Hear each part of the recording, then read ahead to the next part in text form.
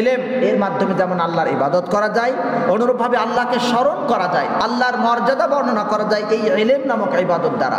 ইলমের মাধ্যমেই বান্দা এবং আল্লাহ তাআলার হক জানা যায়, কোনটা হক বান্দার, কোনটা আল্লাহর হক, তা ইলমের মাধ্যমে জানা যায়। ইলমের মাধ্যমে জানা যায় কোনটা হালাল এবং কোনটা হারাম, এর দ্বারাই উভয়ের মাঝে পার্থক্য করা যায়। ব্যক্তি যখন কোনো নির্জনে থাকে, কোনো খালি জায়গায় একা একা থাকে, ইলম তার সাথী হয়ে থাকে। আর যদি কোনো ব্যক্তি গাফেল হয়ে যায়, অমনোযোগী হয়ে যায়, তার ইলম থাকলে ইলম তাকে সতর্ক করে, উপদেশ দেয়, সাবধান করে। ইলম অন্বেষণ করা আনুগত্য। আর ইলম যদি কেউ ব্যয় করে, অন্যকে শেখায়, তাহলে এটা আল্লাহ রাব্বুল আলামিনের নৈকট্য। ইলম তার ইলমওয়ালা ব্যক্তিকে সৌন্দর্যমণ্ডিত করে। ইলমওয়ালা ব্যক্তির জন্য নিরাপত্তা হয়, আমানত হয়।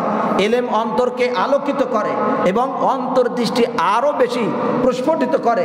ইলমের মাধ্যমে ব্রেন শক্তিশালী হয়, মেধা বিকশিত হয়।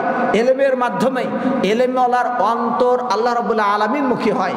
তাই ইলমওয়ালার ক্ষেত্রে যদি আমরা খেয়াল করি, একজন ইলমওয়ালা ব্যক্তি, আলেম ব্যক্তি পৃথিবীতে যেমন আকাশের মাঝে নক্ষত্র, আকাশে নক্ষত্র যেমন উজ্জ্বল, মানুষের মাঝে, পৃথিবীর মাঝে একজন আলেম ব্যক্তি এত উজ্জ্বল এবং এত মর্যাদা ও সম্মানের অধিকারী। তাই ইলমের দ্বারাই যাদের মাঝে ইলম রয়েছে তাদের অনুসরণ করা হয় এবং তারাই এই পৃথিবীর জন্য সৌন্দর্য, তারাই এই উম্মতের জন্য রক্ষা, তারাই এই উম্মতের বর্ম, তারা এই উম্মতের ঢাল। ইলম যদি আজকে না থাকতো, আলেম যদি না থাকতো, তাহলে দিনের সব নিদর্শনগুলো মুছে যেত। ইলম আছে বলেই দিনের নিদর্শন আমরা জানতে পারি, বুঝতে পারি। সুতরাং এই উম্মতের উন্নতি, এই উম্মতের সমৃদ্ধি, এই উম্মতের দৃঢ়তা, এই উম্মত দ্বীনের উপরে অটল থাকা, এমনকি এই মানব জাতির হেদায়েতের জন্য ইলম অপরিহার্য বিষয়। সুতরাং ইলমের প্রয়োজনীয়তা এত বেশি, ইলমের প্রয়োজনীয়তা এত বেশি যে এই পৃথিবী যদি ঠিক থাকতে চায় তবে ইলম চাই। পৃথিবী যদি নষ্ট হওয়ার উপক্রম হয়, বুঝতে হবে ইলম নাই। অতএব ইলম থাকলে পৃথিবী সমুজ্জ্বল থাকবে, উন্নত থাকবে। ইলম না থাকলে পৃথিবী নষ্ট হয়ে যাবে। তাই ইমাম আহমদ রাহিমাহুল্লাহ বলেছেন যে ইলমের জন্য মানুষের এত বেশি প্রয়োজন, যেমন মানুষের খাদ্য খাবার প্রয়োজন, তার চেয়ে বেশি প্রয়োজন ইলমের। কারণ আপনি যদি খেয়াল করেন, আপনি দিনে কয়বার খান? হয়তো 2 বার বা 3 বার বা তার কম বা বেশি, 4-5 বার হতে পারে। তাহলে এর বেশি আপনি খাদ্য খাবার খান না, কিন্তু ইলমের প্রয়োজন তার চেয়ে অনেক বেশি। ইলমের প্রয়োজন সর্বদাই। এই জন্য আপনার প্রয়োজন যদি আপনি খেয়াল করেন, আপনি ইলমের প্রয়োজনের বাস্তবতা লক্ষ্য করলে দেখবেন আপনি ঈমান কিভাবে আনবেন তার জন্য ইলম দরকার, ঠিক কিনা?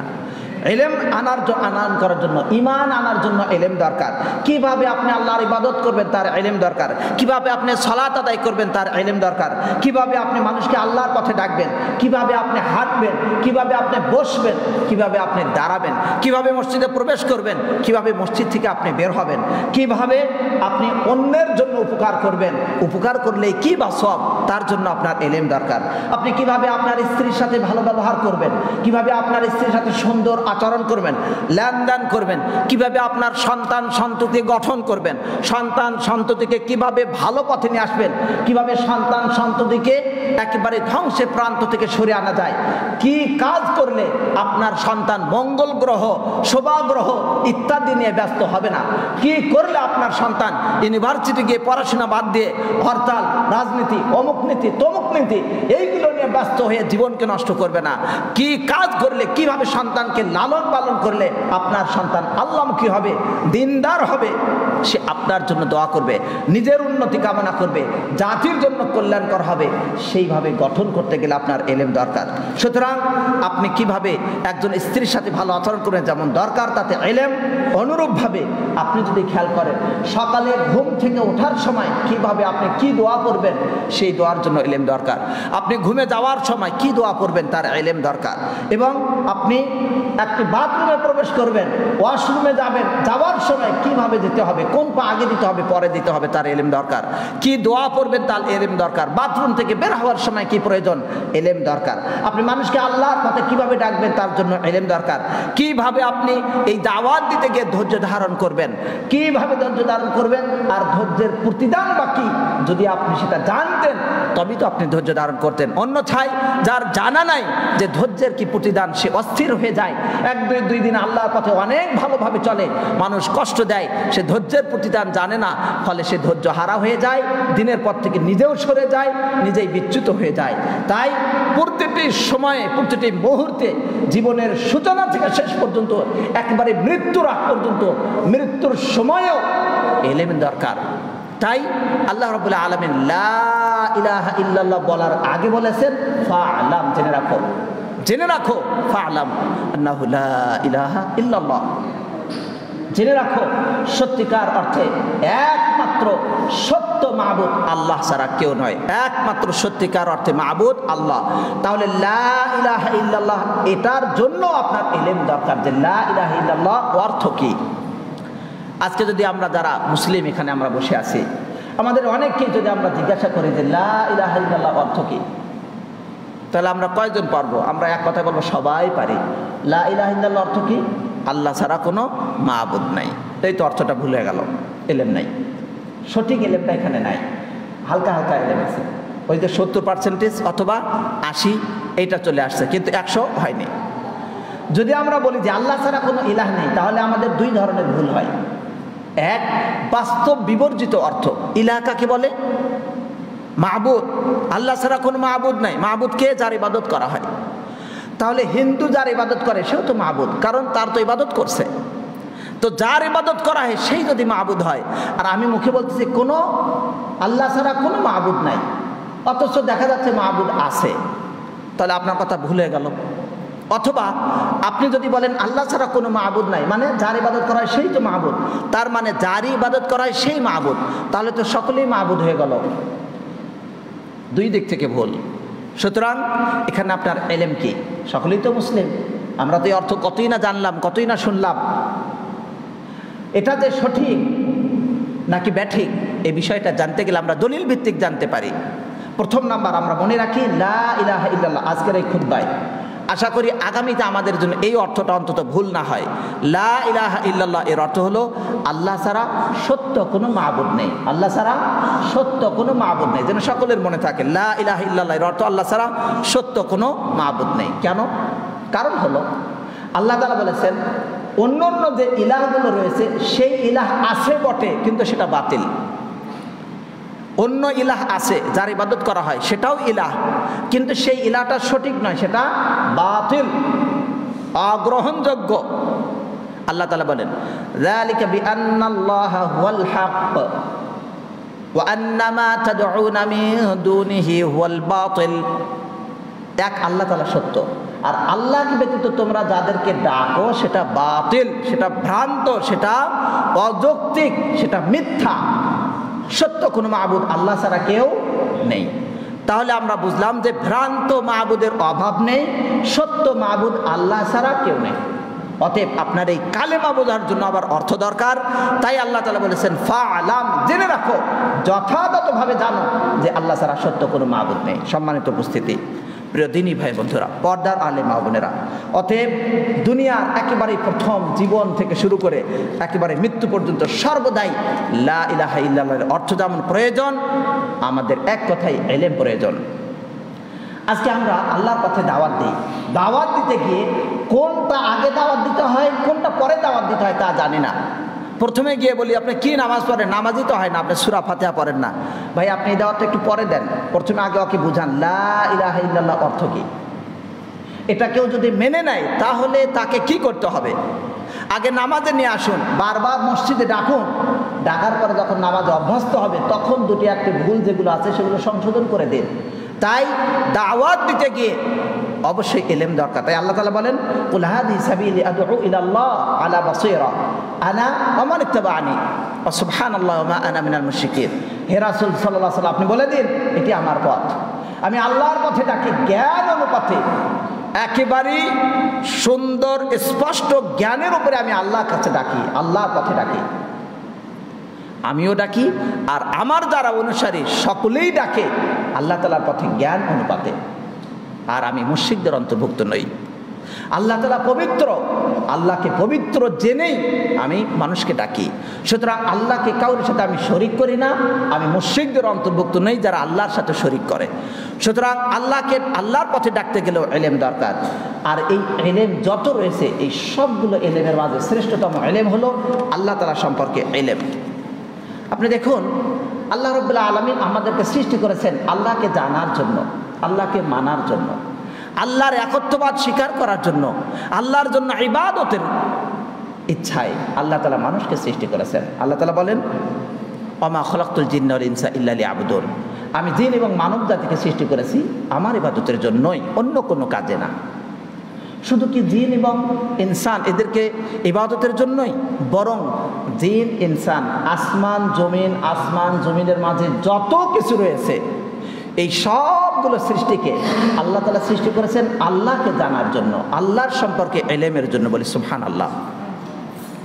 আল্লাহ তাআলা বলেন, আল্লাহুল্লাযী খালাকাস সাবআ সামাওয়াতি ওয়া মিনাল আরদি মিথলাহুন্না ইয়াতানাজ্জালুল আমরু বাইনাহুন্না লিতা'লামু আন্নাল্লাহা আলা কুল্লি শাইইন কাদির ওয়া আন্নাল্লাহা ক্বাদ আহাতা বিকুল্লি শাইইন ইলমা। আল্লাহ রাব্বুল আলামিন বলেন, আল্লাহ তাআলা সেই সত্তা আল্লাহ যিনি আসমান সমূহ এবং জমিনকে সৃষ্টি করেছেন। খলাকা সাবআ সামাওয়াত, 7 আসমানকে তিনি সৃষ্টি করেছেন, 7 আসমান, এবং জমিনকে অনুরূপ সৃষ্টি করেছেন 7 স্তবক করে। এবং এই আসমান জমিনের মাঝে যত নিদর্শন আসে সবগুলো আসে আল্লাহর পক্ষ থেকে। কেন আসে?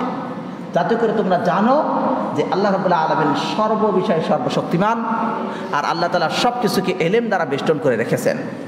তাহলে আল্লাহ তাআলার সর্ববিষয়ে সর্বশক্তিমান এটা জানার জন্য, অর্থাৎ আল্লাহ সম্পর্কে ইলমের জন্য আল্লাহ সবগুলো সৃষ্টি করেছেন। বলি সুবহানাল্লাহ।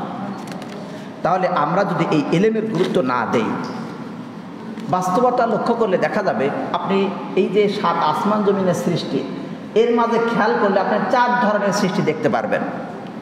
4 ধরনের সৃষ্টি ইলমের দিক থেকে। প্রথম নাম্বারে যে আমাদের সামনে সাউন্ড সিস্টেম, মসজিদ, লাইট, ফ্যান, এই মসজিদের কারুকার্য, দেওয়াল, টাইলস, যত যা কিছু আছে, এই যে সৃষ্টিগুলো, এগুলো হলো জামাত, এগুলো সব জড় পদার্থ। এই জড় পদার্থগুলো এর 3টা বৈশিষ্ট্য। এক, এগুলোর একটা আয়তন আছে, এগুলোর ওজন আছে, এগুলোর একটা পরিধি আছে, লম্বা বা খাটো একটা পরিধি আছে। এই 3টা আছেই, এই পর্যন্তই শেষ। তারপর এগুলোর দ্বারা আমরা উপকার নেই, কিন্তু এর চেয়ে আরেকটা গুণ যার বেশি আছে, তার দ্বারা আমরা বেশি উপকার পাই। এগুলো জড় পদার্থ, এগুলো নড়াচড়া করে না, বড় হয় না। কিন্তু আপনি যদি একটু তাকিয়ে দেখেন, আপনার পাশে ক্ষেত, সেখানে ধান আছে, আর অন্যান্য যত তৃণলতা রয়েছে, এই তৃণলতার দিকে আপনি গাছগাছালির দিকে যদি দেখেন, তাহলে তার 4টা বৈশিষ্ট্য।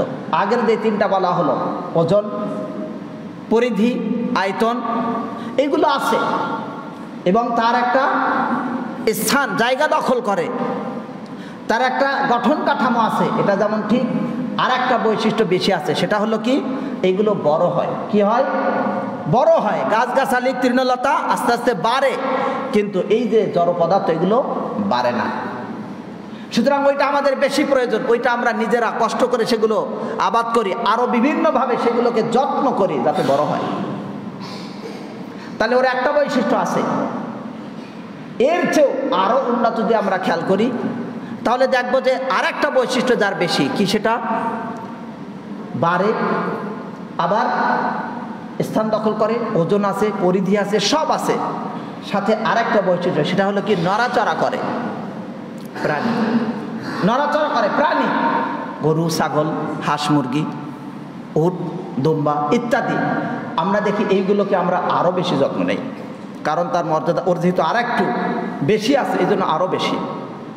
এর চেয়ে আরও যদি ভালো করে খেয়াল করি, তাহলে দেখতে পারবো যেমনভাবে আগের 3টি বৈশিষ্ট্যের সাথে বৃদ্ধি পায়, নড়াচড়া করে এবং ভাবতে পারে, শিখতে পারে, জানতে পারে, আল্লাহ সম্পর্কে জ্ঞান অন্বেষণ করে, সেটা হলো মানুষ।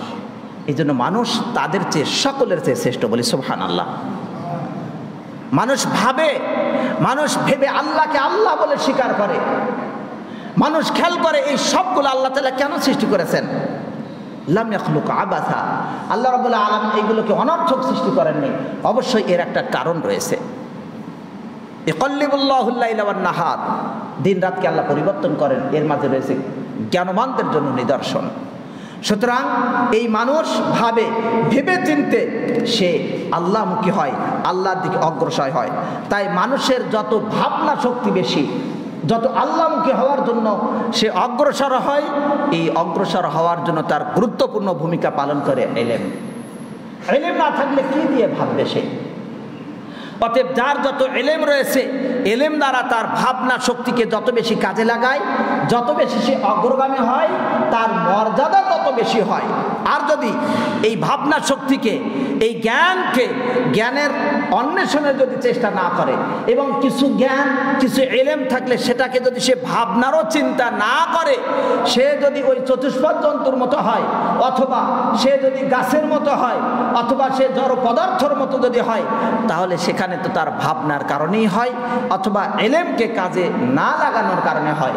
কারণ মানুষ এত সম্মান এবং মর্যাদা হওয়ার পরেও তার কার্যকলাপে, তার বাস্তবতায় সে চতুষ্পদ জন্তুর চেয়েও নিকৃষ্ট হয়ে যায়, এমনকি সে মৃত হয়ে যায়, তার কোনো দাম নেই। আল্লাহ তাআলা তাদের সম্পর্কে বলেন আমওয়াতুন গায়রু আহইয়া, তারা মৃত, মারা গেছে, তারা জীবিত না। মৃত কে? মৃত যে তার পৃথিবীর এই জীবনে ইলমকে কাজে লাগায় না, যে ভাবতে জানে না, চিন্তা করে না, গবেষণা করে না, তাকে যিনি সৃষ্টি করলেন তার সম্পর্কে সে কখনোই অনুভব করতে চেষ্টা করে না, তাকে জানতে চেষ্টা করে না, সে মৃত। আল্লাহ বললেন সে মৃত, জীবিত নয়। মৃত বললেই যথেষ্ট ছিল, আবার বলা হলো জীবিত নয়। দুইটা কথা আর গুরুত্ব দেওয়া হলো, কারণ কিছু মৃত আছে, বিশেষ করে কাফেরদের কিছু মৃত আছে, যেই মৃতরা আবার জীবিত হয়, আবার উপকার পাওয়া যায়, ঘাস মারা যায়, শুকে যায়, মৃত হওয়ার পর আবার যখন বৃষ্টি হয় তখন কি হয়? আবার উপকার হয়, জীবিত হয়। কিছু মানুষ আছে যেই মানুষগুলো মৃত প্রায়, এলেম কালাম কিচ্ছু নাই, কিন্তু যদি এলেমের কথা শোনে, যদি আল্লাহমুখী হওয়ার কথা শোনে, যদি আল্লাহর জিকির শোনে, তাহলে তার অন্তরটা প্রকম্পিত হয়, সে একটু না একটু উপকার পায়। এই রকম যদি হয় তবে তো সে এমন মৃত যে জীবিত হয়। কিন্তু যেই ব্যক্তি হাজার রকমের ভালো ভালো কথা শোনার পর কোনো কাজে আসে না, ওই ব্যক্তি এমন মৃত যে জীবিত হয় না। এই ধরনের মৃত আমওয়াতুন গায়রু আহইয়া। আপনি বলবেন মৃত কিভাবে হলো? সে তো বেঁচেই আছে, তাকে কিভাবে আমরা মৃত বলতে পারি অথচ সে জীবিত? মৃত কখন? একজন ব্যক্তি জীবিত আছে কিন্তু তার রূহটা চলে গেল, রূহ চলে যাওয়ার কারণে তাকে বলা হয় মৃত, যেহেতু তার শরীর আর কোনো কাজ করছে না, এই জন্য সে মৃত। অনুরূপভাবে যার প্রাণ আছে বটে কিন্তু রূহ কাজ করে না, তার অন্তর কাজ করে না, অন্তর আল্লাহকে চেনে না, জানে না, বোঝে না, সত্য কথা শুনলে সত্যকে না শোনার মতো চলে, তারা মৃত। এমনকি তারা নিকৃষ্টতম প্রাণী। ইন্না শাররাদ দাওয়াবি ইনদাল্লাহি সুমুল বুকমুল্লাযিনা লা ইয়াকিলুন। আল্লাহর কাছে সবচেয়ে নিকৃষ্টতম প্রাণী হলো তারাই, আসুম্মু বধির, আল বুকমু বোবা, লা ইয়াকিলুন যারা অনুধাবন করে না। তাই আল্লাহ তাআলা আপনাকে আমাকে অনুধাবন শক্তি দিয়েছেন, তাকে নিয়ে এই অনুধাবন শক্তি দিয়ে আল্লাহকে চেনার জন্য যখন কেউ এটা না করে তখন সে হয় মৃত।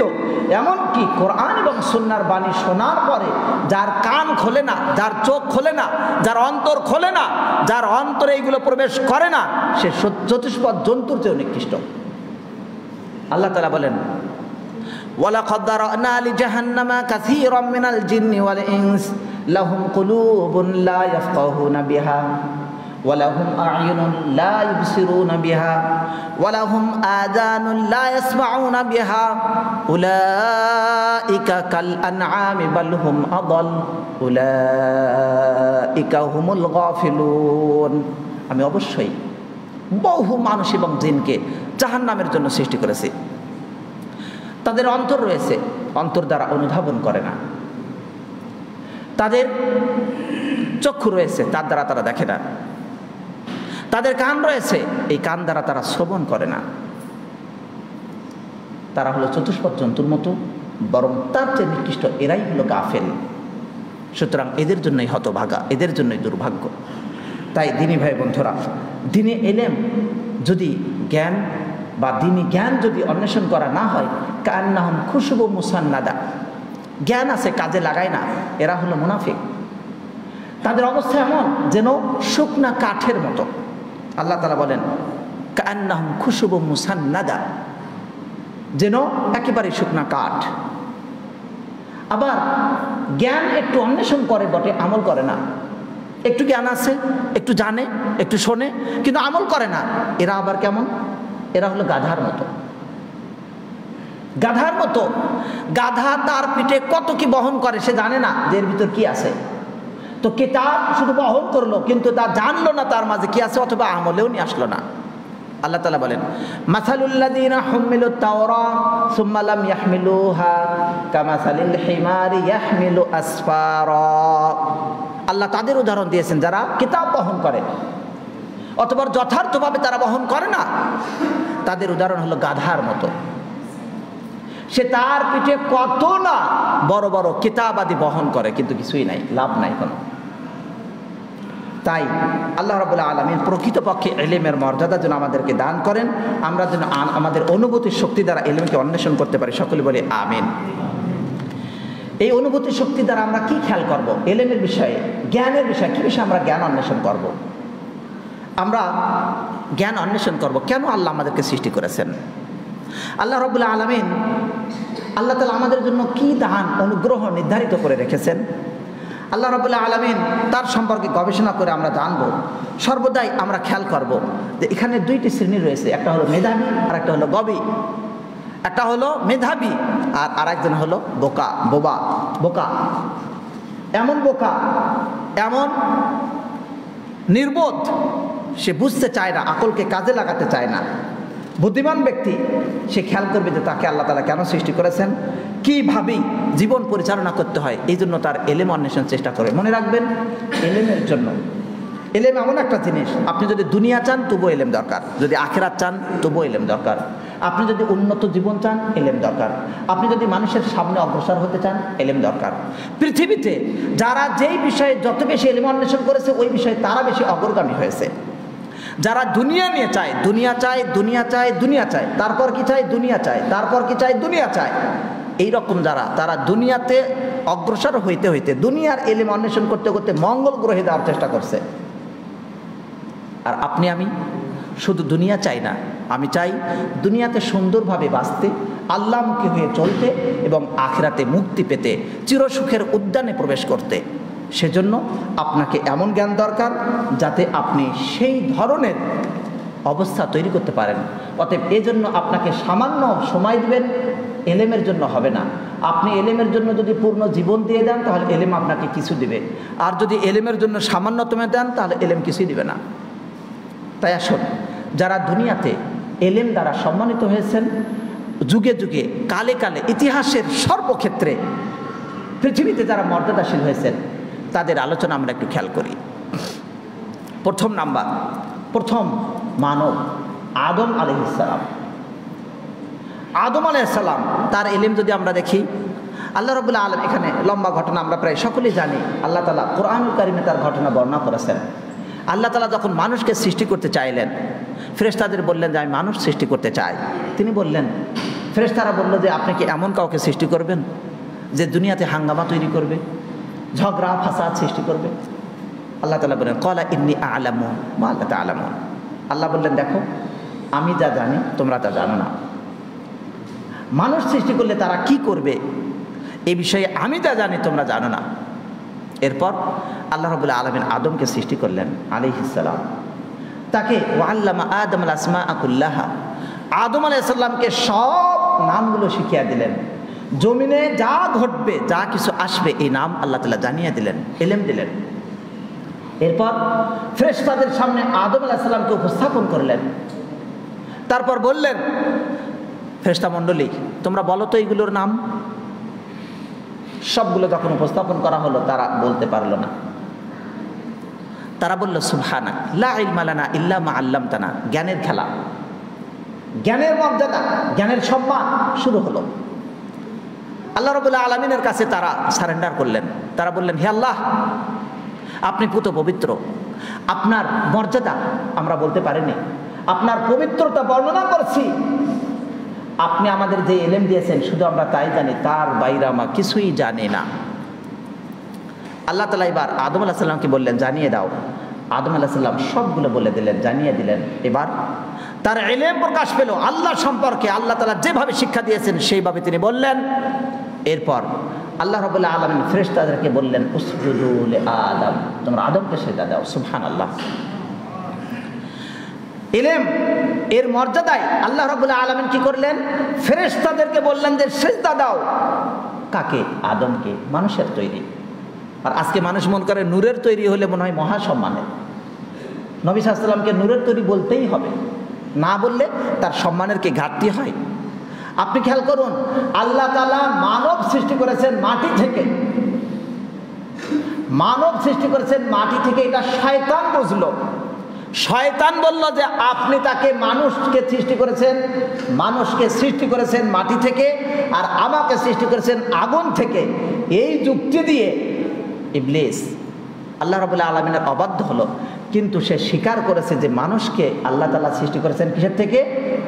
মাটি থেকে। আদম আলাইহিস সালামকে মাটি থেকে সৃষ্টি করার পর ফেরেশতাদেরকে দিয়ে আল্লাহ তাআলা সিজদা করিয়ে নিলেন। তাহলে মাটি থেকে সৃষ্টি হওয়ার দ্বারা তো সম্মান কমে না? অথচ ফেরেশতারা নূরের তৈরি। তাহলে নূরের তৈরি সৃষ্টিকে, মাটির তৈরি মাখলুককে সিজদা করিয়ে নিলেন ইলমের মাধ্যমে। আর আমরা ইলম না থাকার কারণে মানুষকে মুহাম্মদ সাল্লাল্লাহু আলাইহি সাল্লামকে নূরের তৈরি বলে সম্মানিত করতে যায়। এখানেও ইলমের সমস্যা। অতএব ইলম থাকার কারণে আল্লাহ তাআলা আদম আলাইহিস সালামকে সিজদা করিয়ে নিলেন। আবারও বলি সুবহানাল্লাহ। যুগে যুগে কালে কালে যখন ইলম যত বাড়বে, আমল যত বাড়বে, তার মর্যাদা তত বেশি হবে। আপনি দেখুন, পৃথিবীর যত রকম চ্যালেঞ্জ রয়েছে, সকল চ্যালেঞ্জে সবসময় ইলম দরকার ছিল। ইসহাক আলাইহিস সালাম তিনি নবী ছিলেন এবং তিনি ছিলেন আলেম। আল্লাহ তাআলা বলেন, ওয়াবাশশারুহু বিগুলামিন আলিম। আমি জ্ঞানবান জ্ঞানবান সন্তানের শুভ সংবাদ দিয়ে দিলাম তাকে। তারা তাকে শুভ সংবাদ দিল জ্ঞানবান সম্প্রদায়ের, জ্ঞানবান একজন সন্তানের। তার মানে ইসহাক আলাইহিস সালাম জ্ঞানী ছিলেন, তার যুগের মানুষদেরকে জ্ঞান দ্বারা তিনি নসিহত করেছেন। অনুরূপভাবে যদি আপনি দেখেন মূসা আলাইহিস সালাম, তার ক্ষেত্রেও ইউসুফ আলাইহিস সালাম, তার ক্ষেত্রে আপনি দেখেন সারা পৃথিবীতে যখন একেবারেই দুর্ভিক্ষ চলে আসলো, সেই দুর্ভিক্ষ আসার আগেই ইলমের পরীক্ষা হয়ে গেল। ইউসুফ আলাইহিস সালাম তিনি বললেন, ইন্নী হাফিজুন আলিম, আমি জ্ঞানবান, আমি সংরক্ষক, আমি জানি যে কিভাবে সংরক্ষণ করতে হয়। আজকের শাসক যদি খেয়াল করি, তাহলে এক দিক থেকে তার জানা নাই কোন জায়গায় বেশি খরচ করতে হবে আর কোন জায়গায় কম খরচ করতে হবে। আজকের ধনী মানুষ, টাকা আছে, পয়সা আছে, গান বাজনা, নাটক, সিনেমা, অন্যান্য খাতে বহু টাকা খরচ করে।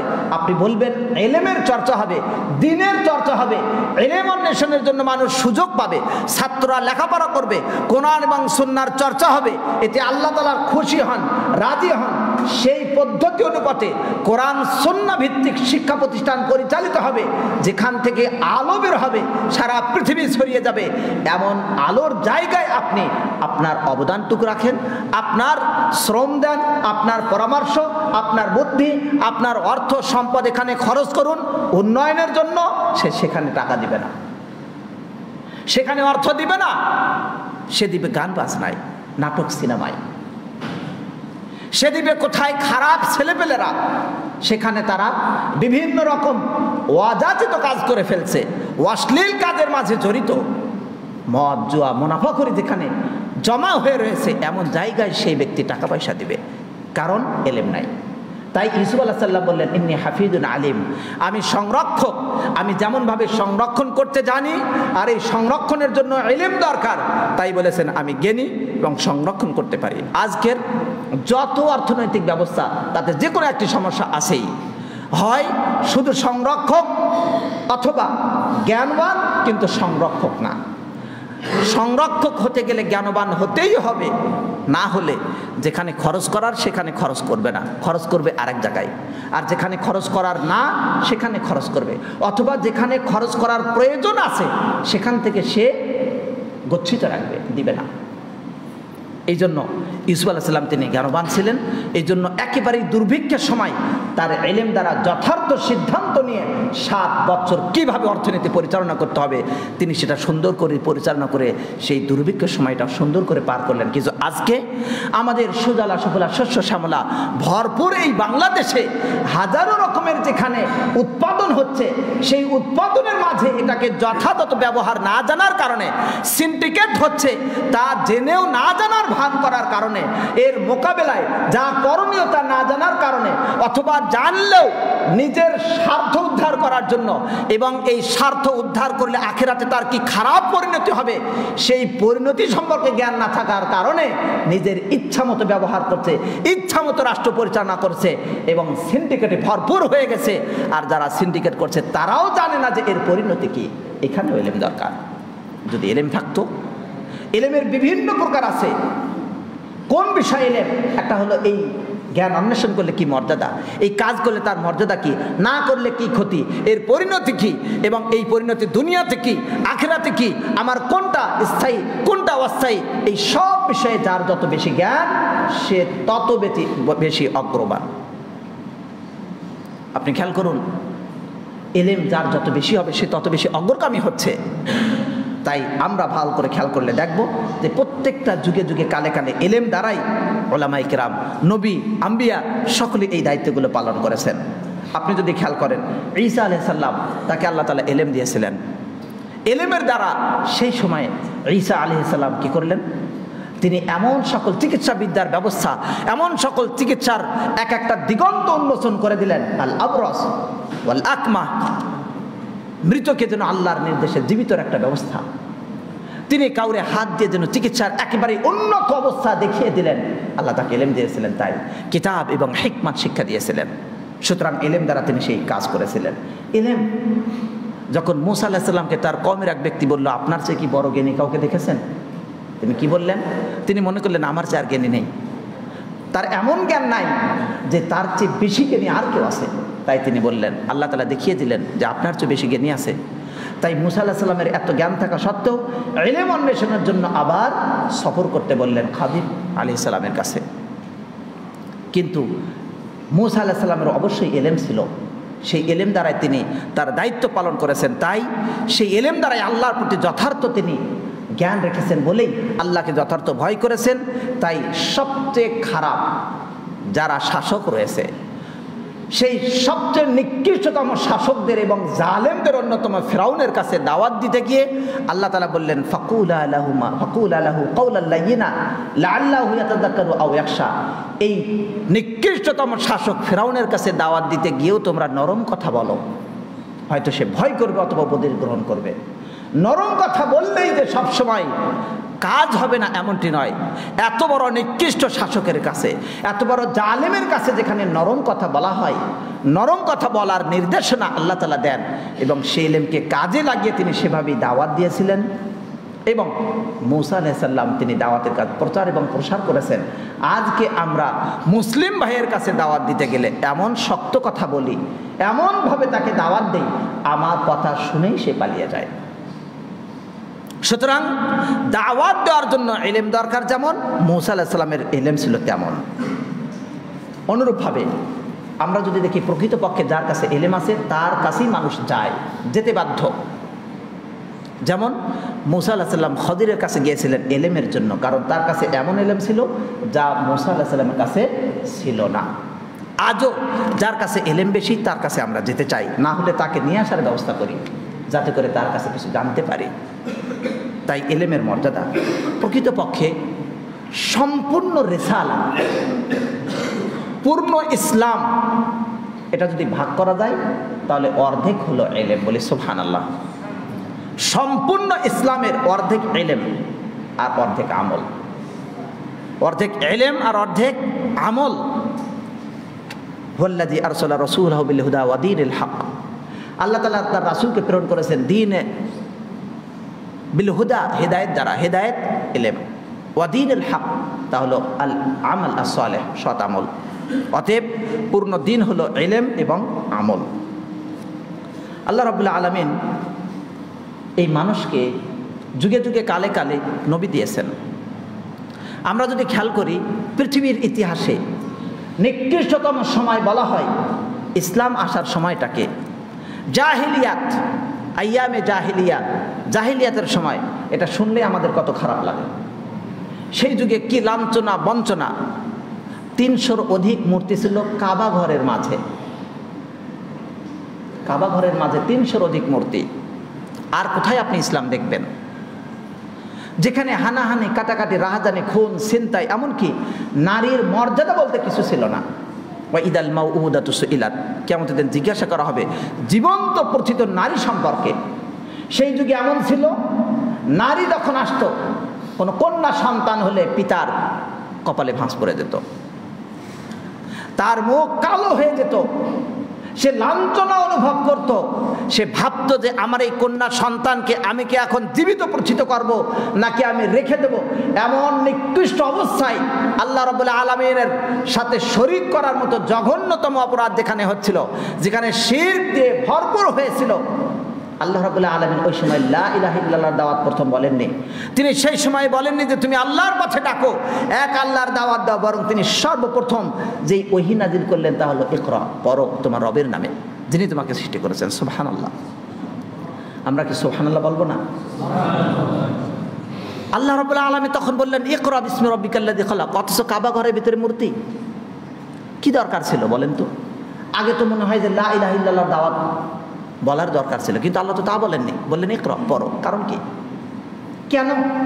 কারণ আল ইলমু নূর, ইলম হলো আলো। জাহিলিয়াত অন্ধকার, অজ্ঞতা, মূর্খতা। তাহলে যত ধরনের অজ্ঞতা, যত ধরনের মূর্খতা, যত অশ্লীলতা, বেহায়াপনা যা কিছু রয়েছে, এই সবগুলো অন্ধকারকে দূর করার জন্য দরকার আলো, আর সেই আলো হলো ইলম। অতএব ইলম যখন হবে তখন এই অন্ধকারগুলো দূর হয়ে যাবে। ইলম দ্বারাই অন্ধকার দূর করা সম্ভব, অন্যথায় এই অন্ধকার দূর করা সম্ভব নয়। তাই আল্লাহ তাআলা প্রথম দিলেন ইলম। দিনী ভাই বন্ধুরা, ইলমের জন্য আল্লাহ তাআলা কিতাব নাজিল করেছেন। যদি পৃথিবীতে ইলমের চেয়ে মর্যাদাকর, ইলমের চেয়ে গুরুত্বপূর্ণ কিছু থাকতো, তবে আল্লাহ রাব্বুল আলামিন সেই জিনিসটাকে বেশি করে চাওয়ার জন্য নবী সাল্লাল্লাহু আলাইহি ওয়াসাল্লামকে আদেশ করতেন। কিন্তু আল্লাহ তাআলা নবী সাল্লাল্লাহু আলাইহি ওয়াসাল্লামকে বললেন ওয়াকুর রব্বি জিদনি ইলমা, হে রাসূল সাল্লাল্লাহু আলাইহি ওয়াসাল্লাম আপনি বলুন, হে আল্লাহ, হে আমার রব, আপনি আমাকে ইলম বাড়িয়ে দিন। যদি ইলমের চেয়ে মর্যাদা কিছু থাকতো তাহলে তো আল্লাহ তাআলা সেইটাকেই বাড়িয়ে নিতে বলতেন, আর কোনো বিষয় আল্লাহ তাআলা বাড়িয়ে নিতে বলেননি।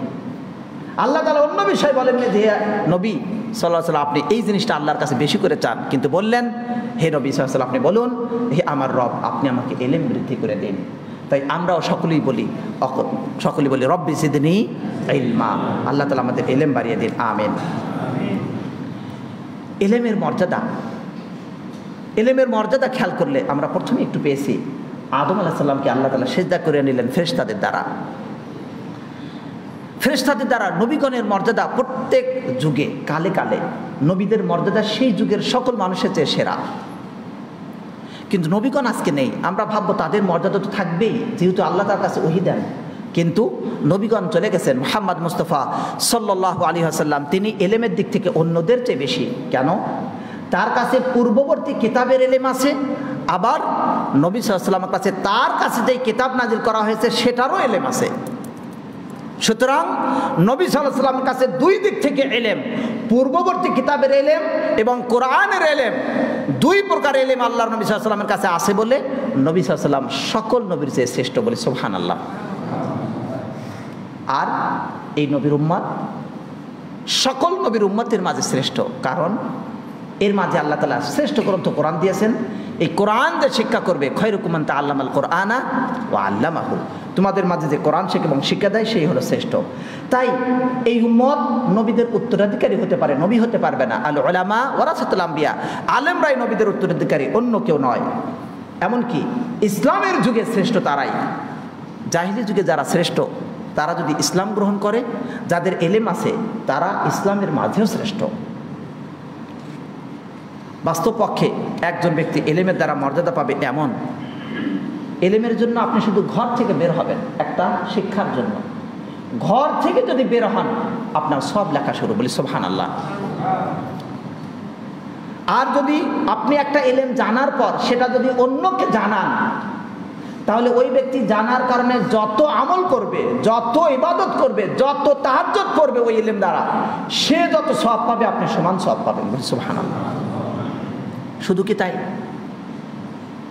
এলেম জানার পরে আলেমওয়ালা ব্যক্তি পৃথিবীর মাঝে এমন শ্রেষ্ঠ, যেমন আকাশে সকল নক্ষত্রের মাঝে চাঁদ যেমন শ্রেষ্ঠ, তার যেমন আলো, সকল অনুরূপভাবে সাধারণ মানুষের মাঝে আলেম ব্যক্তির মর্যাদা।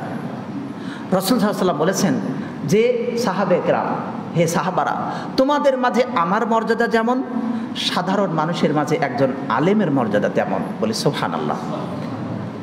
এমনকি রাসূলুল্লাহ সাল্লাল্লাহু আলাইহি ওয়াসাল্লাম বলেছেন যে ব্যক্তি মানুষকে জ্ঞান শিক্ষা দেয়, কল্যাণকর বিষয় শিক্ষা দেয়, ওই ব্যক্তির মর্যাদা এমন যে তার সম্মানের জন্য, তার রহমতের জন্য, তার ক্ষমার জন্য আকাশে যারা রয়েছে সকলেই দোয়া করে, সুবহানাল্লাহ।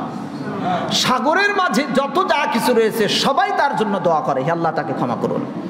এমনকি সাগরের মাঝে যেই মাছ, এই মাছ তার জন্য দোয়া করে, হে আল্লাহ আপনি তাকে ক্ষমা করুন। এমনকি গর্তের ভিতরে যেই পিপিলিকা রয়েছে, পিঁপড়া রয়েছে, এই পিঁপড়া ওই কল্যাণকামী শিক্ষকের জন্য দোয়া করে, হে আল্লাহ আপনি তাকে ক্ষমা করুন, বলি সুবহানাল্লাহ। এই মর্যাদা এমনি এমনি হবে না, এই মর্যাদার জন্য আপনাকে কষ্ট করতে হবে, আপনাকে এই মর্যাদার জন্য সফর করতে হবে, শিক্ষার জন্য দৌড়াতে হবে। আপনি দেখুন, শিক্ষার জন্য যারা দৌড়িয়েছেন, যারা চেষ্টা করেছেন, শিক্ষা এমনি এমনি হয় না, এলেম এমনি হবে না। ইব্রাহিম আলাইহিস সালাম তিনি বললেন, ইন্নী যাহিবুন ইলা রাব্বি সায়াহদিন, যেতে হবে এলেমের জন্য, আমি আমার রবের কাছে যাচ্ছি, আশা করি তিনি আমাকে পথ দেখাবেন। আমি যেই মিশন নিয়ে এসেছি, আমি যেই দিন, আমি সত্য নিয়ত নিয়ে আমি বিশ্বাস করি, সেই দিনের পথ নবী আল্লাহ রাব্বুল আলামিন আমাকে দেখাবেন। তাই তিনি আল্লাহমুখী হলেন, অতএব তিনি এলেমের জন্য সফর করলেন। মূসা আলাইহিস সালাম ইতিপূর্বে আমরা শুনেছি, এলেম বৃদ্ধির জন্য তিনি খজরের কাছে গেলেন। এরপর আমরা যদি খেয়াল করি অনুরূপভাবে দেখতে পারবো যে সর্বশ্রেষ্ঠ নবী মুহাম্মদ সাল্লাল্লাহু আলাইহি সাল্লাম তিনিও সফর করেছেন এলেমের জন্য। কার কাছে সফর করেছেন? আল্লাহ রাব্বুল আলামিন স্বয়ং তার সফরটা আকাশ জমিন থেকে আকাশ পর্যন্ত বিস্তৃত করে দিয়েছেন। তিনি মেরাজে গেলেন, তিনি নৈশ ভ্রমণ করলেন, মসজিদে আকসা থেকে বাইতুল মাকদাস, সেখান থেকে ঊর্ধ্ব জগতে উঠে গেলেন, আল্লাহ তাআলার কাছে গেলেন, 7 আসমানের উপরে চলে গেলেন। সেখানে গিয়ে আল্লাহ রাব্বুল আলামিন তাকে এমন নিদর্শন দেখালেন যার দ্বারা তিনি সকলের মাঝে সম্মানিত হলেন। এই ইলম আল্লাহ সুবহানাহু ওয়া তাআলা তাকে উপরে উঠে দিয়েছেন, যার দ্বারা তিনি সারা পৃথিবীর একেবারেই সূচনা থেকে শুরু করে শেষ পর্যন্ত যত নবী রাসূল আসবেন তাদের সকলের মাঝে শ্রেষ্ঠ হয়ে থাকবেন, আখিরাতেও তিনি হবেন শ্রেষ্ঠ, বলে সুবহানাল্লাহ। এই ইলম অন্বেষণের জন্য তার সাহাবায়ে কেরাম শিক্ষা নিয়েছেন যে ইলম এমনি হয় না। ইলমের জন্য জাবের রাদিয়াল্লাহু আনহু বলেছেন যে আমার কাছে সংবাদ আসলো, সাহাবীদের মাঝে একজন ব্যক্তি, তার কাছে এমন একটি হাদিস রয়েছে যেই হাদিসটা তিনি নবী সাল্লাল্লাহু আলাইহি ওয়াসাল্লাম থেকে শুনেছেন। শোনার পর আমি তখন ভাবলাম যে এই হাদিসটা আমাকে শুনতে হবে। আমি জানি না সেই হাদিস, কিন্তু একজন সাহাবীর কাছে একটা হাদিস আছে জুলুম অন্যায় সম্পর্কে, অন্ধকার সম্পর্কে। আমি ভাবলাম সেই হাদিসটা আমি শুনবো। এরপর আমি যে যাওয়ার জন্য আমার কাছে বাহন নেই, তখন আমি একটা উট ক্রয় করলাম। সুবহানাল্লাহ, একটা হাদিস শোনার জন্য যাবেন, উট নাই, উট ক্রয় করলেন। উট ক্রয় করার পর উটে চড়ে তিনি চলছেন সেই হাদিস শোনার জন্য। এরপর তিনি যাচ্ছেন, যাইতে কালে দেখলেন যে আব্দুল্লাহ বিন আনিস আল আনসারী বা আব্দুল্লাহ ইবনে উনাইস আল আনসারী রাদিয়াল্লাহু তাআলা আনহু, তার কাছে তিনি গেলেন। যাওয়ার পর তিনি সেখানে গিয়ে সরাসরি তার কাছে যেতে পারছেন না, একজন দূত পাঠিয়ে দিলেন, একজন ব্যক্তিকে পাঠালেন যে আপনি একটু গিয়ে তাকে বলুন তার কাছে আমি আসবো। ওই ব্যক্তি তার কাছে গেলেন, যাওয়ার পর জিজ্ঞাসা করলেন, তখন তিনি আবার পাঠিয়ে দিলেন কে এসেছে জেনে আসো। এবং তিনি বললেন, আসার পর বললেন জাবের বিন আব্দুল্লাহ, বলে হ্যাঁ আমি জাবের বিন আব্দুল্লাহ। তখন আবার তাকে বললেন যে আপনার কাছে জাবের বিন আব্দুল্লাহ এসেছে একটি হাদিস নিতে। তখন যাওয়ার পর তিনি বললেন যে আপনি কি জাবের বিন আব্দুল্লাহ? বলে হ্যাঁ। কেন এসেছেন? বলছেন আমি একটা হাদিস নেওয়ার জন্য এসেছি, আমি জেনেছি যে এই হাদিসটা আপনার কাছে এসেছে কিন্তু আমার কাছে নেই, আর আপনার কাছে ওই হাদিসটা আছে, অন্য কাউরের কাছে আছে বলেও আমি জানি না। তাই আমি ভাবলাম যে এই হাদিসটা শোনার আগে আপনার মৃত্যু হবে অথবা আমার মৃত্যু হবে, আর আমি ওই হাদিসটা জানবো না, তা হতেই পারে না। তাই আমি একটি উট ক্রয় করে আপনার কাছে সেই হাদিসটা নেওয়ার জন্য আসলাম। সুবহানাল্লাহ। আর আজকে আপনার মসজিদে আলোচনা হয়, আপনার মসজিদে ইলমের চর্চা হয়, আপনার কাছে মাদ্রাসার সুন্দর ব্যবস্থাপনায় উদ্যমী গতিতে এগিয়ে চলছে, দিন এবং ইসলাম জানার জন্য ব্যবস্থাপনা হয়ে গেছে, আর আপনি সেখানে না নিজে আসবেন ইলমের জন্য, না নিজে শিখবেন, বলবেন আমার বয়স হয়ে গেছে, আমার বয়স তো অনেক বেশি হয়ে গেছে, এখন আর কীভাবে ইলম শিখি। আপনি আসবেন না, আপনার সন্তানকে কোরআন এবং সুন্নাহ জানাতে চেষ্টা করবেন না, আপনার সন্তানকে আপনি স্যার বানাবেন, আপনার সন্তানকে আপনি এমন অফিসার বানাবেন যেই অফিসার হওয়ার আগেই দুর্নীতি করে লাখ লাখ টাকা জমা করে ফেলবে, সেই প্রতিষ্ঠানে আপনি তাকে দেওয়ার জন্য একেবারে পাগল প্রায় হয়ে আছেন। আপনার সন্তানকে দিবেন এমন প্রতিষ্ঠানে যেখানে আল্লাহর ভয় নেই, যেখানে আল্লাহকে ভয় না করে একেবারে তার মতো আর একজন মেধাবী ছাত্রকে হত্যা করা হয়, কিন্তু তার মাথায়, তার কানে, তার অন্তরে একটু শিহরিত হয় না। আপনার সন্তানকে সেখানে দেওয়ার জন্য আপনি পাগল প্রায় হয়ে আছেন। আপনার সন্তানকে দিচ্ছেন সেখানে যেখান থেকে একেবারে ভালো মানের সনদ নেওয়ার পর চাকরিতে গিয়ে বিভিন্ন দায়িত্ব থেকে দুর্নীতি করতে করতে দেশকে নষ্ট করে দিচ্ছে।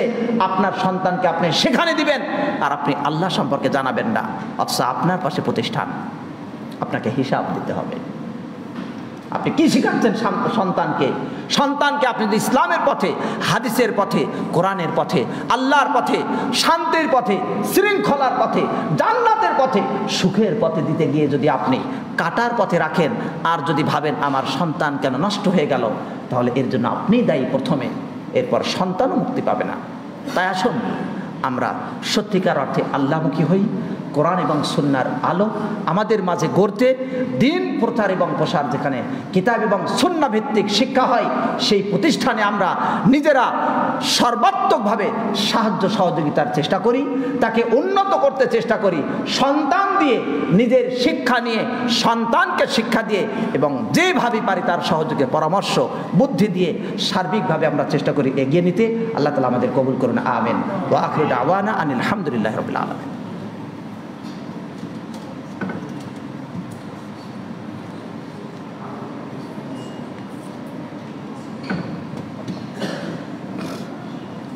আলহামদুলিল্লাহ, আলহামদুলিল্লাহি কাফা ওয়া সালামুন আলা ইবাদিহিল্লাযিনা ইসতাফা, আম্মা বা'দ। সম্মানিত দিনী ভাই বন্ধুরা, পর্দার আলে মা বোনেরা, যদি আল্লাহ সম্পর্কে ইলম না থাকে মানুষের কি সমস্যা? আমরা ভাববো যে ইলম অন্বেষণ করলাম না, দিনী জ্ঞান না শিখলে কি হবে? বহু সমস্যা। এক নাম্বার মনে রাখবেন, ইলম যত উঠে যাবে কিয়ামত তত কাছে আসবে। ইলম যখন উঠে যাবে, আলেম যখন শেষ হয়ে যাবে, তখন মানুষ জাহেল অজ্ঞদের কাছে ফতোয়া চাবে, এবং সেই ফতোয়া চাওয়ার কারণে জাহেল অজ্ঞরা না জেনে ফতোয়া দিবে, নিজেও বিভ্রান্ত হবে, অন্যদেরকেও বিভ্রান্ত করবে। আর এই না জেনে ফতোয়া দেওয়া সবচেয়ে বড় বড় পাপের মাঝে অন্যতম একটি পাপ। আল্লাহ বলছেন ওয়ালা তাকফু মা লাইসা লাকা বিহি ইলম, যা জানা নেই সেই বিষয়ে আপনি কখনোই কোনো কথা বলবেন না, তার পিছনে যাবেন না। একটি উদাহরণ দিতে চাই, যদি ইলম ছাড়া ফতোয়া হয় মারাত্মক বিপদ। একটি বা দুটা উদাহরণ দেব। এক নাম্বার, জাবের থেকে বর্ণিত হাদিস, রাসূলুল্লাহ সাল্লাল্লাহু আলাইহি ওয়াসাল্লামের সাহাবীগণ তারা একবার একটি সফরে গেলেন, যুদ্ধের সফরে। যুদ্ধে গেলেন, যুদ্ধে যাওয়ার পর সেই যুদ্ধে একজন সাহাবী, হাদিসটি আবু দাউদের 336 এবং 337, একজন সাহাবী তিনি অসুস্থ হলেন, তার মাথায় আঘাত পাওয়ার কারণে মাথায় জখম, মাথায় ক্ষত হয়ে গেছে। এই আঘাত পাওয়ার পর যখন তিনি সফরের মাঝে ইহতিলাম হলো, তার স্বপ্নদোষ হয়ে গেল, এবার তার গোসল ফরজ। সাহাবায়ে কেরাম জানতেন স্বপ্নদোষ হলে গোসল ফরজ হয়, গোসল করে তাকে সালাত আদায় করতে হবে। এবার তিনি ফতোয়া জিজ্ঞাসা করলেন সাহাবীদেরকে। তাদের মাঝে কেউ কেউ বললেন, তোমার যেহেতু স্বপ্নদোষ হয়েছে অতএব তোমাকে গোসল করতেই হবে, তোমার তো সক্ষমতা আছে গোসল করার, তুমি কেন গোসল করবে না, তুমি গোসল করে সালাত আদায় করো। এরপর তখন তিনি গোসল করলেন, গোসল করে সালাত আদায় করতে চাইলেন। গোসল করার কারণে তার মাথায় যেহেতু পানি গেল, এর ফলে তিনি শহীদ হয়ে গেলেন, তার জীবন শেষ হয়ে গেল। এরপর সাহাবায়ে কেরাম যখন ফিরে আসলেন সফর থেকে, রাসূলুল্লাহ সাল্লাল্লাহু আলাইহি ওয়াসাল্লামের কাছে এই ঘটনা বলা হলো। রাসূলুল্লাহ সাল্লাল্লাহু আলাইহি ওয়াসাল্লাম বলেন, কতালাহুল্লাহ কামা কতালু, তারা যেমন তাকে হত্যা করেছে আল্লাহ তাদেরকে সর্বনাশ করুক, তাদের ক্ষতি করুন। কেন তারা না জানার কারণে, যারা জানে তাদেরকে কেন জিজ্ঞাসা করলো না? যার জানা নেই, না জেনে কেন ফতোয়া দিল? এই না জেনে ফতোয়া দেওয়ার কারণে যেহেতু তার মৃত্যু ঘটলো, এটা মূলত তারা হত্যা করেছে। অতএব আপনি ফতোয়া দিবেন এমন একটি ফতোয়া যার কারণে আপনার সর্বনাশ করবেন অন্যের এবং নিজেরও সর্বনাশ করবেন। তাই ভুলভাবে ফতোয়া দেওয়াটাকে নবী সাল্লাল্লাহু আলাইহি সাল্লাম হত্যার সাথে তুলনা করলেন। আপনি কি ভাবতে পারেন আল্লাহ সম্পর্কে এলেম না থাকলে কি বিপদ? আল্লাহ সম্পর্কে এলেমের জন্য যে আমাদের এখানে প্রতিষ্ঠান হয়ে গেল, আমরা কি আলহামদুলিল্লাহ বলবো না? আলহামদুলিল্লাহ, যেখানে আল্লাহর চর্চা হবে, হাদিস চর্চা হবে। আরেকটি উদাহরণ দেব, এলেম না থাকলে বহু দেখছিল, আমাদের এত আর বলার সময় নেই, সময় তো শেষ। আরেকটি উদাহরণ দেব, সেটা হলো এই, আমরা এই হাদিসটা প্রায় সকলেই জানি। বনী ইসরাইলের মাঝে একজন ব্যক্তি 99 জন ব্যক্তিকে হত্যা করলো। কয়জন? 99 জন ব্যক্তিকে হত্যা করার পর ওই ব্যক্তি হঠাৎ তার ভিতরে তওবার চিন্তা আসলো, সে তওবা করবে। কিন্তু সে একজন আবেদ, ইবাদত করে, আল্লাহ বিল্লাহ করে, কিন্তু ইলম নাই। খুব আমল করে, তাহাজ্জুদ পড়ে, এদিকে হয়তো কপালে দেখলে দেখা যাবে দাগ আছে, কিন্তু আল্লাহ সম্পর্কে তার সঠিক জ্ঞান নাই। তাকে জিজ্ঞাসা করলো, আমি যে 99টা হত্যা করেছি, আমার কি তওবা আছে? ফাহাল্লি মিন তাওবা, আমার কি তওবা আছে?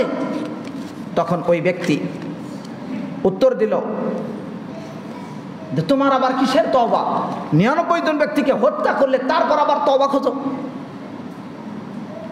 এই কথা শুনে তার মাথা আরো গরম হয়ে গেল। আমার তওবাই যদি না থাকে তো আর তোমাকে বেঁচে রাখে লাভ কি? ওকেও হত্যা করে দিল, 100 জন পূর্ণ হয়ে গেল। এবার আরো অনুশোচনা আসলো, সে এবার জিজ্ঞাসা করলো আরেক ব্যক্তিকে, বললো ভাই আমার কি কোনো তওবা আছে? আপনি খেয়াল করুন তো, কি বিশাল অন্যায়, কি বিশাল অপরাধ। এই অপরাধ মাপ পাওয়ার জন্য একটা কথা বলতে গেলে সেটার জন্য ইলম কি জরুরি। তখন ওই ব্যক্তি বলল তোমার আবার তওবা। যাও, পরের ব্যক্তি বলল যে আপনার তওবা, আপনি যেই পাপ করেছেন এটা অন্যায়, তবে আল্লাহ রাব্বুল আলামিনের কাছে তওবা আছে। আপনার এবং তওবার মাঝে কি? তিনি দেখে দিলেন একজন আলেমের সন্ধান। আলেমের কাছে বলার পর আলেম তখন বলছেন ওমা ইয়াহুলু বাইনাকা ওয়া বাইনাত তাওবা, তোমার এবং তওবার মাঝে কি বাধা আছে? কোনো বাধা নেই, তুমি তওবা করো আল্লাহর কাছে। আর মনে রাখো, তুমি যেই মানুষগুলোর মাঝে আছো, এই মানুষ, এই জমিনের মানুষগুলো খারাপ, এখান থেকে সরে যাও, অন্য জায়গায়, ভালো জায়গায় যাও যেখানে আল্লাহর ইবাদত আছে, আর কখনো এই গ্রামে ফিরে আসবে না, চলে যাও। যাওয়ার পথে তার মৃত্যু হলো, যাওয়ার পথে মৃত্যু হলো, কিন্তু এলেমমুখী হলো, আলেমের কথা শুনে আল্লাহমুখী হলো এবং সে অনুশোচনা করলো, তওবা করলো, আল্লাহ ক্ষমা করে দিলেন। কিন্তু আজকের বিষয় কি? আজকের বিষয় হলো, খেয়াল করুন তো, যদি ওই আবেদ আল্লাহমুখী ব্যক্তি কিন্তু এলেম নাই, তার মতো যদি আরেকজন ব্যক্তি আবার বলতো কিসের তওবা, তাকেও তো হত্যা করে দিত। এইভাবে ওই ব্যক্তি আরো কতজন ব্যক্তিকে হত্যা করত, সঠিক জ্ঞান না পাওয়ার কারণে। সঠিক জ্ঞান যে আল্লাহর সম্পর্কে ধারণা আছে, সে বুঝবে যত বড় পাপ হোক আল্লাহ তাআলা ক্ষমা করতে পারেন। অতএব তওবা করো, তওবা করলে আল্লাহ ক্ষমা করবেন। তাই আল্লাহ সম্পর্কে জানা আলেম দরকার। আজকে বিভিন্ন মাসআলায় অনেকেই বড় বড় ফতোয়া দেয়, কিন্তু যখন বিশেষ করে মাসআলা আসে তাদের কাছে আর ইলম থাকে না। কথা অনেক বড় বড় বলে, কিন্তু ইলম নাই। সুন্দর করে মানুষকে আকর্ষণ করতে পারে, কিন্তু ইলম নাই, আলেম না। তাই তাদেরকে আমরা যেন আলেম না মনে করি, ইলম দরকার। তাই আসুন আমরা যদি খেয়াল করি, ওই ব্যক্তি কত ব্যক্তিকে হত্যা করত, হাজার হাজার ব্যক্তিকেও হত্যা করতে পারত ইলম না থাকলে। এবং শেষে কি ওই ব্যক্তি তওবা পাওয়ার সুযোগ পেত? হয়তো নাও পেতে পারত। এই জন্য দরকার আলেম। আসুন আমরা সত্যিকার আল্লাহ সম্পর্কে এলেম শিখি, দিন সম্পর্কে এলেম শিখি। আল্লাহ কবুল করুন, আমিন। রব্বানা আতিনা ফিদ দুনিয়া হাসানা ওয়া ফিল আখিরাতি হাসানা ওয়া কিনা আযাবান নার। রব্বানা আতিনা ফিদ দুনিয়া হাসানা ওয়া ফিল আখিরাতি হাসানা ওয়া কিনা আযাবান নার। হে আল্লাহ, আমাদের সকলের গুনাহকে ক্ষমা করে দিন, আমিন। যারা অসুস্থ রয়েছে আমাদেরকে শিফায়ে কামিলা আজিলা দান করুন, আমিন। আমাদের মাঝে যারা মারা গেছেন এই মসজিদ এবং এই কমপ্লেক্সের সাথে সম্পৃক্ত, যারা কেউ যদি মারা যেয়ে থাকেন, আল্লাহ রাব্বুল আলামিন তাকে মাফ করে দিন, তাকে জান্নাতুল ফেরদাউস নসিব করুন, আমিন। যারা অসুস্থ রয়েছে মসজিদ, মাদ্রাসা ইত্যাদি সারা পৃথিবীর যে কোনো জায়গায় যারা দ্বীনি কাজের সাথে যুক্ত, এমন সকল মুসলিমকে আল্লাহ তাআলা সুস্থ রাখুন। অসুস্থ থাকলে শিফায়ে কামিলা আজলা দান করুন, এবং যারা মারা গেছেন তাদেরকে আল্লাহ জান্নাতুল ফেরদাউস দান করুন। মা ও বোনরা যারা রয়েছেন, প্রিয় বোনদের জন্য বলি, আমরা যেন দিনের পথে অগ্রসর হই, সন্তান সন্ততি কোরআন সুন্নাহমুখী করার চেষ্টা করি। আল্লাহ তাআলা আমাদেরকে কবুল করুন, দিনমুখী করুন, আমলমুখী করুন, আমিন। সুবহানা রাব্বিকা রাব্বিল ইজ্জাতি আম্মা ইয়াসিফুন ওয়া সালামুন আলাল মুরসালিন ওয়াল হামদুলিল্লাহ।